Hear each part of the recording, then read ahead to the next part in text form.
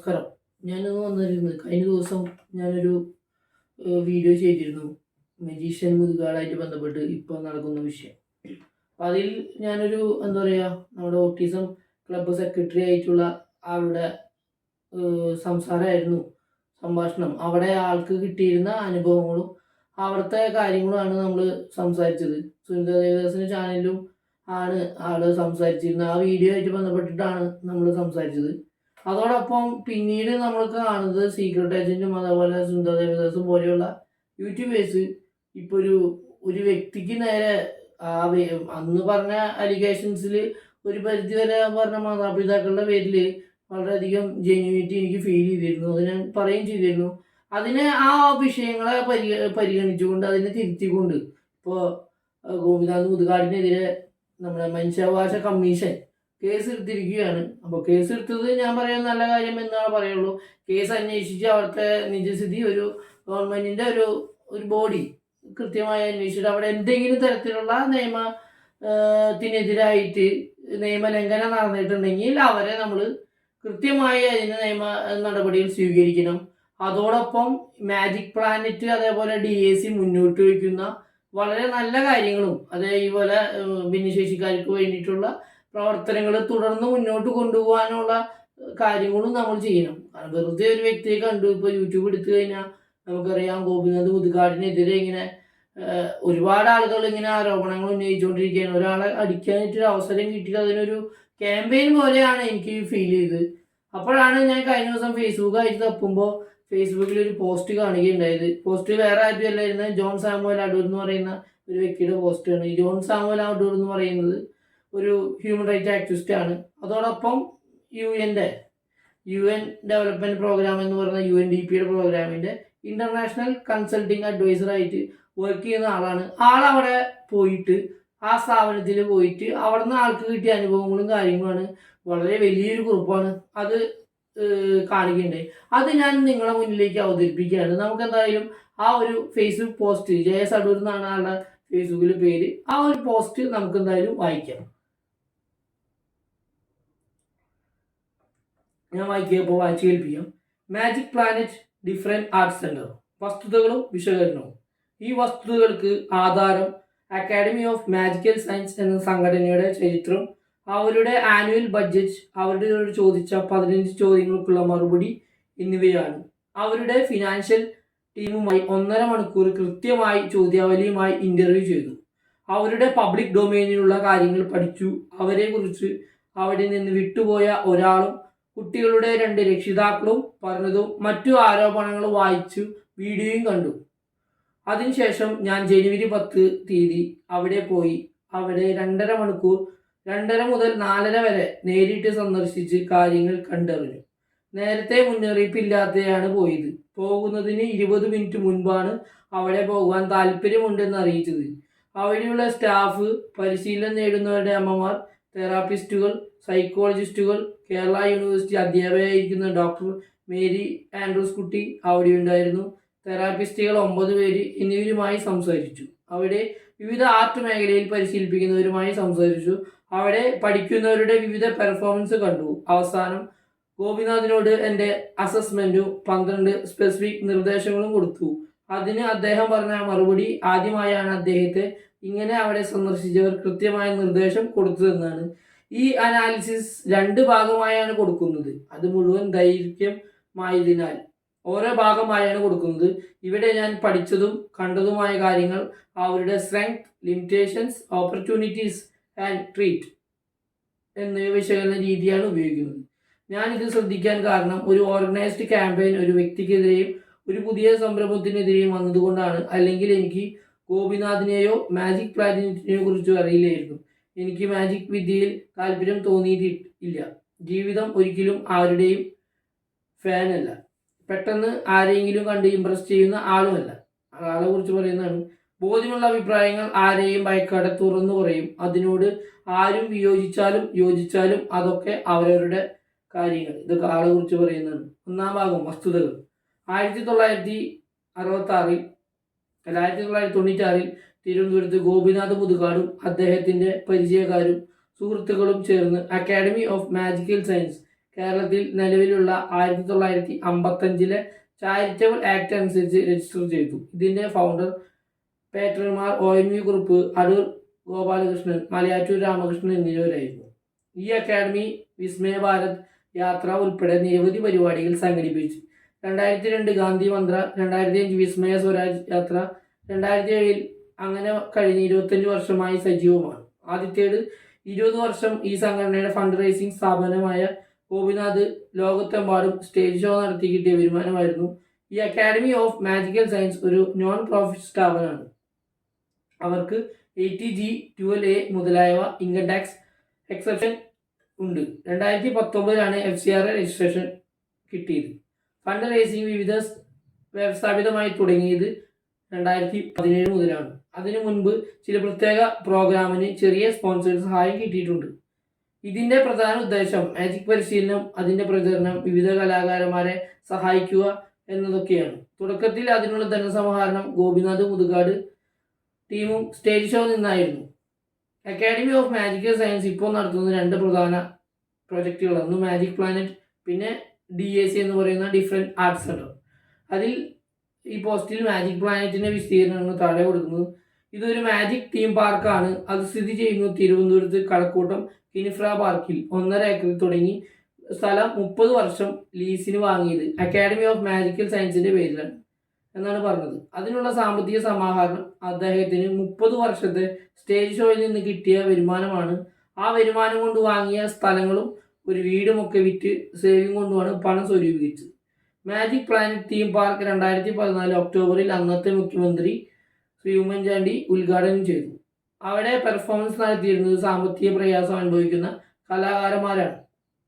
അതുകൊണ്ടാണ് ഇവർ ആദ്യം സർക്കാരുമായി ബന്ധപ്പെടുന്നത്. അങ്ങനെയാണ് സർക്കാർ സഹായത്തിന് വേണ്ടിയിട്ട് ഇവർ ആദ്യമായിട്ട് സർക്കാരിനെ അപ്രോച്ച് ചെയ്ത് സാമ്പത്തിക സഹായത്തിന് അപേക്ഷ കൊടുക്കുകയും വിവിധ മേഖലയിലുള്ള സാമ്പത്തിക പ്രയാസങ്ങൾ കലാകാരന്മാരെ സഹായിക്കാനാണ്. കലാകാരന്മാർ ചിലർ ഭിന്നശേഷിക്കാരുമായിരുന്നു.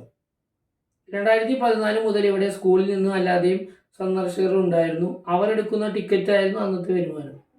അതുകൊണ്ടാണ് ഏതാണ്ട് 100-ൽ കൂടുതൽ കലാകാരന്മാർക്ക് ശമ്പളവും ഹോണറേറിയം കൊടുക്കുവാൻ സാധിക്കാതെ വന്നപ്പോഴാണ് സർക്കാർ സഹായവും CSR ഫണ്ടും 2017 മുതൽ സ്വീകരിച്ചു തുടങ്ങിയത്. അപ്പോൾ മുതൽ ടിക്കറ്റ് വെച്ചുള്ള പ്രവേശനം നിർത്തി.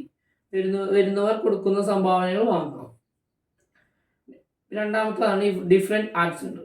സംഗീതത്തിലും മാജിക്കിലും മറ്റും താല്പര്യമുള്ള പല ഭിന്നശേഷിക്കാർക്കും മാജിക് പ്ലാനറ്റ് തുടങ്ങിയ മ്യൂസിക്, മാജിക് മുതലായ പരിശീലന കേന്ദ്രത്തിൽ ചേരാൻ താല്പര്യം പ്രകടിപ്പിച്ചതിനാൽ നിന്നാണ് ഡിഫറെൻറ്റ് ആർട്സ് സെൻറ്റർ അവർക്ക് വേണ്ടി തുടങ്ങാനുള്ള പ്രചോദനം. അങ്ങനെ ഡിഫറെൻറ്റ് ആർട്സ് സെൻറ്റർ തുടങ്ങിയത് 2019 അവസാനമാണ്. മുഖ്യമന്ത്രി പിണറായി വിജയനാണ് ഉദ്ഘാടനം ചെയ്തത്. ആദ്യ ബാച്ചിന് ഏതാണ്ട് 50-ലധികം പേര് ചേർന്നെങ്കിലും കോവിഡ് കാരണം പരിശീലനം മുടങ്ങി. പിന്നെ തുടങ്ങിയത് 2021 ഒക്ടോബറിൽ എന്നാണ് പറഞ്ഞത്. അതായത് ഈ ഡിഫറെൻറ്റ് ആർട്സ് സെൻറ്റർ തുടങ്ങിയിട്ട് ഏതാണ്ട് 3 വർഷം പോലും കഴിഞ്ഞിട്ടില്ല. അവിടെ പല വർഷങ്ങളിലും എല്ലാം കൂടി 300 പേരെ പരിശീലിപ്പിച്ചു. ഞാൻ ഇന്നലെ ചെന്നപ്പോൾ 195 പേരായിരുന്നു പരിശീലനത്തിനുണ്ടായിരുന്നത്. ചിലരൊക്കെ 2-3 മാസം ചികിത്സാ ശാരീരിക ബുദ്ധിമുട്ട് കാരണം പിന്മാറി. ഇവിടെ പ്രവേശനം 14 വയസ്സിന് മുകളിൽ പ്രായമുള്ള ഭിന്നശേഷിക്കാർക്കാണ്. ഇത് പലതരം ഭിന്നശേഷിയുള്ളവരും വിവിധ കലാരൂപങ്ങൾ ഉപയോഗിച്ച് നടത്തുന്ന ഒരു ഫിനിഷിംഗ് സ്കൂളായിട്ടാണ് ആൾക്ക് തോന്നിയത്. മുഴുവൻ ഭിന്നശേഷിക്കാരെ ഇതിൽ പരിശീലിപ്പിക്കുന്നില്ല. അത് തന്നെയായിരുന്നു നേരത്തെ നമ്മുടെ മാതാപിതാക്കളും പറഞ്ഞത്. ഈ ഓട്ടിസം എന്ന് പറയുന്ന ഒരു വിഭാഗത്തിൽ വളരെ കുറച്ച് ആളുകളെയാണ് ഇതിൽ പരിശീലിപ്പിക്കുന്നുള്ളൂ എന്നുള്ളത്.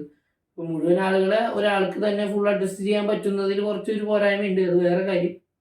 ഇപ്പോൾ ഇത് ആളുടെ അഭിപ്രായം. ഇത് ഭിന്നശേഷി പുനരുദ്ധാന കേന്ദ്രമല്ല. ഇത് ഭിന്നശേഷിക്കോ ഓട്ടിസത്തിനുമായുള്ള ചികിത്സാ കേന്ദ്രവുമല്ല. ഇതിന് ഭിന്നശേഷിക്കാർക്ക് വേണ്ടിയുള്ള സർക്കാർ ഗ്രാൻഡ് ഒന്നും വാങ്ങിയില്ല എന്നാണ് പറഞ്ഞത്. ഇവിടെ ഓട്ടിസം ഉള്ളവരും അല്ലാത്ത ഭിന്നശേഷിക്കാരുമുണ്ട്. ഇത് ഓട്ടിസം ഉള്ളവർക്ക് വേണ്ടി മാത്രം അല്ലെന്നാണ് കണ്ടറിഞ്ഞത്. ഡിഫറെൻറ്റ് ആർട്സ് സെൻറ്ററിൽ എല്ലാം കൂടി 40 പേർ ജോലി ചെയ്യുന്നുണ്ട്. അവരിൽ 10 പേർ സ്പെഷ്യൽ എഡ്യൂക്കേഷൻ പ്രത്യേക പരിശീലനം നേടിയവർ. അവിടെയുള്ള തെറാപ്പി സെൻറ്ററിൽ പ്രത്യേകം പരിശീലനം നേടിയ 9 തെറാപ്പിസ്റ്റുകളുണ്ട്. അതുകൂടാതെ മ്യൂസിക്, ആർട്ട്, സയൻസ്, മാജിക് പരിശീലകർ അവരും ഭിന്നശേഷിക്കാരോടൊത്ത് എങ്ങനെ പ്രവർത്തിക്കണമെന്നതിൽ ട്രെയിനിങ് നേടിയിട്ടുണ്ട്. അവിടെ ഈ രംഗത്ത് സ്പെഷ്യലൈസ് ചെയ്ത ക്ലിനിക്കൽ സൈക്കോളജിസ്റ്റുമുണ്ട്. ഈ രംഗത്ത് പ്രവർത്തിക്കുന്ന ഡോക്ടർമാർ ഉപദേശ സമിതി ഉണ്ടാക്കുന്നു എന്നാണ് പറയുന്നത്. അവിടെ ഡോക്ടറും നേഴ്സും ഉള്ള ഒരു ക്ലിനിക്കുണ്ട്. അവിടെ സർക്കാർ ഡോക്ടർമാരും പരിശോധിക്കാൻ വരുന്നുണ്ട്.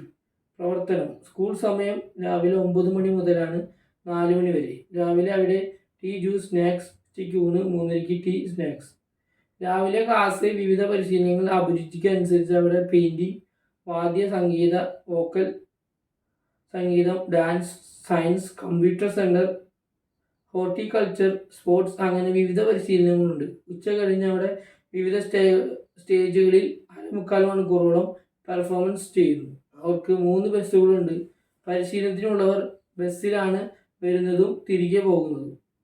ദൂരെ നിന്നുള്ള 8 പേർ അവിടെ ബോർഡിംഗ് സൗകര്യമുണ്ട്.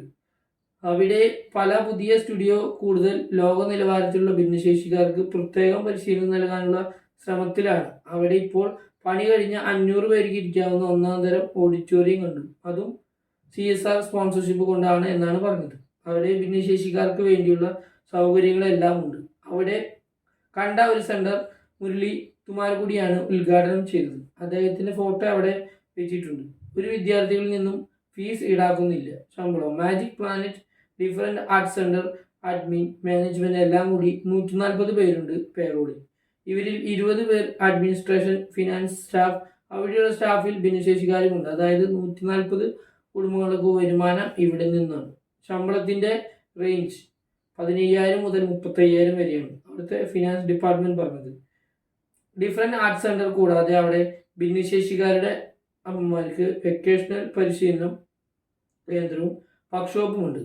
അവർ നിർമ്മിക്കുന്ന ക്രാഫ്റ്റ്, ഗാർമെൻറ്റ്സ്, മറ്റ് സാധനങ്ങൾ അവിടെ ലഭിക്കും. ഞാൻ അവിടെ ചെന്നപ്പോൾ ഏതാണ്ട് 50 അമ്മമാർ അവിടെ കരിസ്മ എന്ന ശാക്തീകരണ സെൻറ്ററിലുണ്ട്.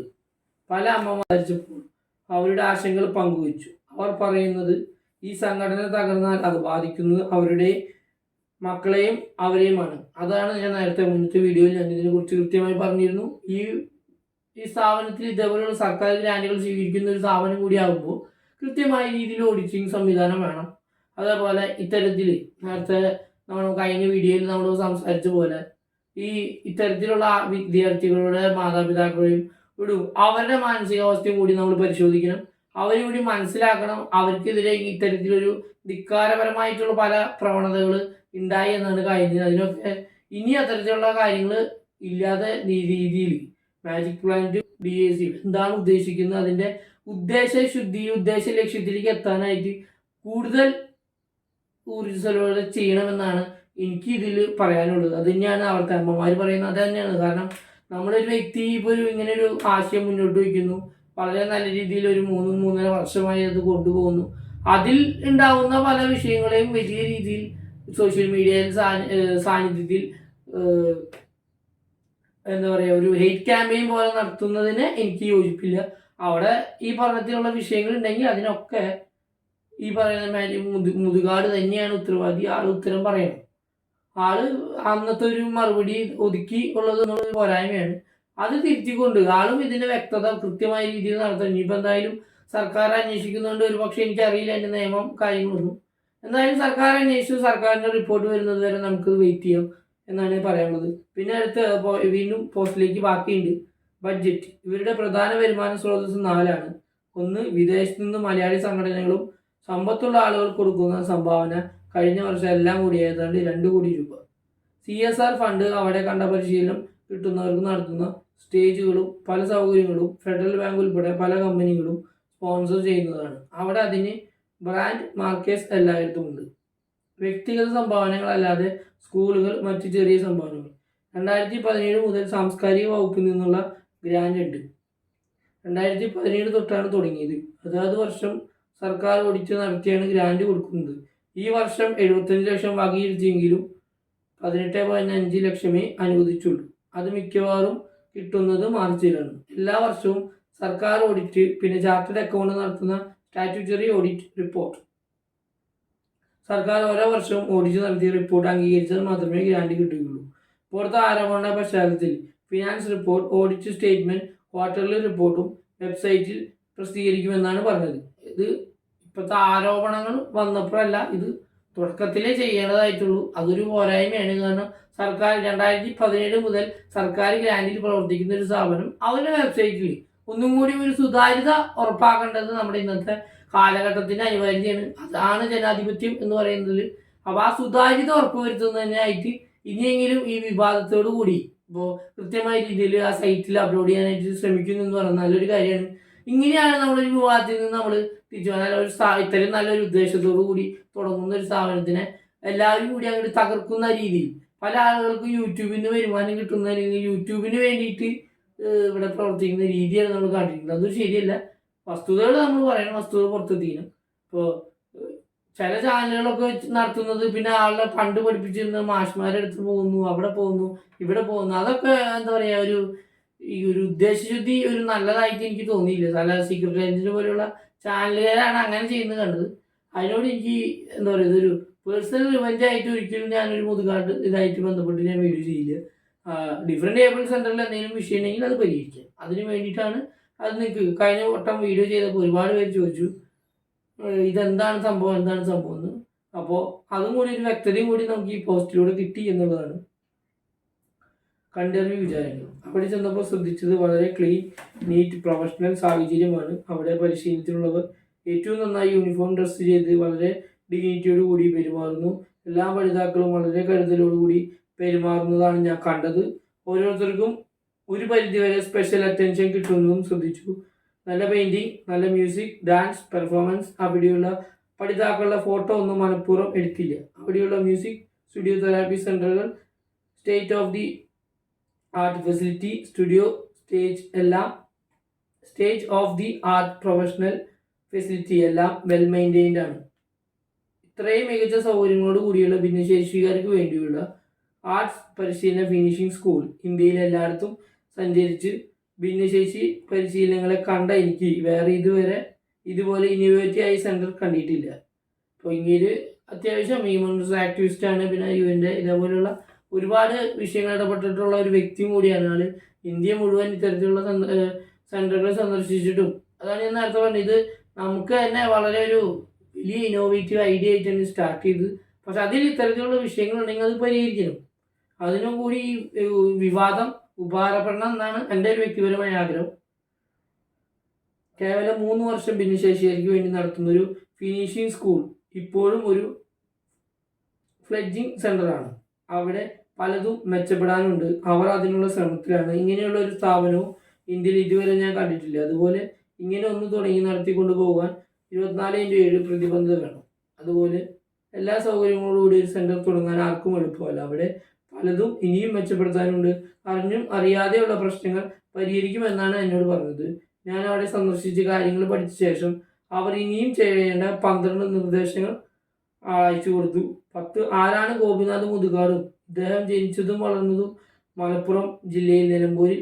1964 ഏപ്രിൽ 10 ജനിച്ചു. വിദ്യാഭ്യാസം മഞ്ചേരി NSS കോളേജിൽ BSc മാത്തമാറ്റിക്സ് ബിരുദം. ലോ പഠിക്കാൻ ബാംഗ്ലൂരിൽ പോയെങ്കിലും മാജിക് സ്റ്റേജ് ഷോ തിരക്ക് കൂടിയിരുന്ന നിയമബിരുദം പൂർത്തിയാക്കിയില്ല. മജീഷ്യൻ RK മലയത്തിന് ശിഷ്യനായ സ്കൂൾ കാലം മുതൽ മാജിക് ഷോ ചെയ്തു. പിന്നീട് തിരുവനന്തപുരം കേന്ദ്രമാക്കി. നാളെ വ്യക്തിപരമായ കാര്യങ്ങളെ കുറിച്ച് പറയുന്നുണ്ട്. ഇനി അവസാനിപ്പിക്കുന്നത് ഇദ്ദേഹത്തിന് ആയുസിൽ ആദ്യമായി 2024 ജനുവരി 10 ഞാൻ കണ്ടത്. അദ്ദേഹത്തിന് വീഡിയോ ശ്രദ്ധിക്കാൻ തുടങ്ങിയത് 3 ദിവസം. അതുകൊണ്ട് തന്നെ മുൻവിധി ഇല്ലാതെ ഓപ്പൺ മൈൻഡ് സമീപനത്തോടെയാണ് തുടരും. JS. ഇതാണ് ആളുടെ കുറിപ്പ്. വളരെ ലെങ്തി ആയിട്ടുള്ള കുറിപ്പാണ്. പക്ഷെ എന്താണ് DAC എന്നും എന്താണ് അവിടുത്തെ ഇപ്പോഴത്തെ നടക്കുന്ന കാര്യം, അവിടുത്തെ പ്രവർത്തനങ്ങളെ കുറിച്ചും എനിക്കിനി വേറെതായിട്ട് പുതിയതായിട്ടൊരു വീഡിയോ ചെയ്യേണ്ട ആവശ്യമില്ല. ഈ പോസ്റ്റിലൂടെ എല്ലാം വളരെ കൃത്യമായി തന്നെ പറഞ്ഞിട്ടുണ്ട്. ഇതിൽ അങ്ങനെയുള്ള വിഷയങ്ങളുണ്ടെങ്കിൽ അതിനെ പരിഹരിച്ച് ഇപ്പോൾ മനുഷ്യാവകാശ കമ്മീഷൻ കരുതിയിട്ടുണ്ട്. ഇനിയും ഇതേപോലെ ഇനിയിപ്പോൾ ഇദ്ദേഹമായിട്ട് എന്തെങ്കിലും വ്യക്തിപരമായിട്ട് എന്തെങ്കിലും വിഷയമുള്ള ആളുകളെ തെരഞ്ഞു പിടിച്ച് നമ്മൾ കൊണ്ടുവന്നിട്ട് അതിലൊരു ചർച്ച ചെയ്തിട്ട് ഒരു നല്ലൊരു ഉദ്ദേശമല്ല ഉണ്ടാവുക എന്നാണ് എനിക്ക് എൻ്റെ വ്യക്തിപരമായിട്ട് എൻ്റെ ഒരു അഭിപ്രായം. അതേപോലെ പിന്നെ പിൻകുറിപ്പ് എന്ന് പറഞ്ഞിട്ടാണ് വേറെ കൊടുത്തിട്ടുണ്ട്. എവിടെ ഞാൻ കണ്ടതും ചോദ്യങ്ങൾ ചോദിച്ചു അറിഞ്ഞതുമായി അറിഞ്ഞ കാര്യങ്ങളാണ് പറഞ്ഞത്. അവിടെ ജോലി ചെയ്ത ഒരാളും പിന്നീട് അവിടെ നിന്ന് താങ്കളുടെ മകളെ വിവിധ കാലം കൊണ്ട് മാറ്റിയവരുടെ അഭിപ്രായങ്ങളും പരിശോധിച്ച് വേണ്ട മാറ്റങ്ങൾ വരുത്തണമെന്നാണ് എൻ്റെ പൊതു നിലപാട്. അത് അവരോട് പറയുകയും ചെയ്തു. പലരും പങ്കുവച്ച അനുഭവങ്ങൾ ഗൗരവത്തിൽ പരിഗണിച്ച് പ്രവർത്തനങ്ങൾ മെച്ചപ്പെട്ട് മുന്നോട്ട് പോവുകയാണ് വേണ്ടത്. ഇവിടെ ഞാൻ കണ്ടതും അറിഞ്ഞതാണ് പറഞ്ഞത്. ദയവായി ക്യാമ്പയിനുകൾ വന്ന് വെളുപ്പിച്ച് മുതലായ കമൻറ്റ് നിങ്ങൾക്ക് ഭിന്നശേഷി കുട്ടികളുണ്ടോ ഈ മാതിരി ചോദ്യം ട്രോളോ ചെയ്യരുത്. അതിനൊന്നും ആൾ പ്രതികരിക്കുന്നില്ല. അപ്പോൾ ഇതാണ് ആളുടെ പോസ്റ്റ്. ഈ പോസ്റ്റിൻ്റെ പൂർണ്ണരൂപം ഞാൻ ഫുൾ വായിച്ചിട്ടുണ്ട്. പൂർണ്ണരൂപം നിങ്ങൾക്ക് ഫേസ്ബുക്കിലും കിട്ടും. പിന്നെ ഈ പോസ്റ്റിൽ പറഞ്ഞ പോലെ തന്നെ അവിടെയുള്ള വിഷയങ്ങൾ പരിഹരിച്ച് ഇത്തരത്തിലുള്ള ഒരു നല്ല സെൻറ്റർ, നല്ല ഇന്നോവേറ്റീവ് ആയ സെൻറ്റർ, മുഴുവൻ ആളുകളെ പരിഗണിക്കാൻ പറ്റില്ല എന്നുള്ളൊരു ന്യൂനതയാണ്. എന്നാൽ ഇതിൽ എങ്ങനെയൊക്കെ പരമാവധി ആളുകളെ പരിഗണിക്കാൻ പറ്റുന്ന രീതിയിൽ ഒരു പ്ലാറ്റ്ഫോം ആക്കിയിട്ട് ഇതിനെ മാറ്റണം. ഇതിനൊരു 10% മാത്രം ആളുകളെ മാത്രം എടുത്തുകൊണ്ട് ഉപയോഗിക്കുന്ന ഒരു രീതിയിലേക്ക് കാര്യങ്ങൾ പോയി എന്നാണ് കഴിഞ്ഞ ദിവസങ്ങളിൽ പല മാതാപിതാക്കളും വിഷമം പറഞ്ഞത്. അവരുടെ വിഷമം കൂടി പരിഗണിച്ച് പരമാവധി ആളുകളെ ഇതിൽ ഉൾക്കൊള്ളിക്കാനായിട്ടുള്ള ശ്രമം കൂടി നമ്മുടെ അധികൃതരുടെ ഭാഗത്തുനിന്ന് ഉണ്ടാവണം. അതേപോലെ ഒരു സുതാര്യത വേണം. ഇനിയെങ്കിലും കഴിഞ്ഞ വിവാദത്തോട് തുടർന്ന് സൈറ്റിൽ ഇതിൻ്റെ സ്വത്ത് വിവരങ്ങൾ, അതിലെ ഫണ്ടിങ്ങിൻ്റെ കാര്യങ്ങളെ പറ്റി കൃത്യമായി രീതിയിൽ സൈറ്റിൽ അപ്ലോഡ് ചെയ്യാമെന്ന് പറഞ്ഞിട്ടുണ്ട്. അത് നല്ല സന്തോഷം. ഇനിയും അതേപോലെ സുതാര്യത വരുമ്പോൾ ഇത്തരത്തിലുള്ള പ്രശ്നങ്ങളെ നമുക്ക് പരമാവധി ഒഴിവാക്കാൻ ശ്രമിക്കാൻ പറ്റും. അപ്പോൾ നിങ്ങൾക്ക് ഈ വീഡിയോ ആയിട്ട് ബന്ധപ്പെട്ട് അല്ലെങ്കിൽ ഇതിൽ ഈ പോസ്റ്റിൽ ജയേഷ് അടൂര് പറഞ്ഞിരിക്കുന്ന കാര്യങ്ങളായിട്ട് വിയോജിപ്പുണ്ടെങ്കിൽ വിയോജിപ്പോ അല്ലെങ്കിൽ നിങ്ങളുടെ അഭിപ്രായങ്ങൾ കമൻറ്റ് ചെയ്യുക. ഓക്കെ, അപ്പോൾ ബൈ.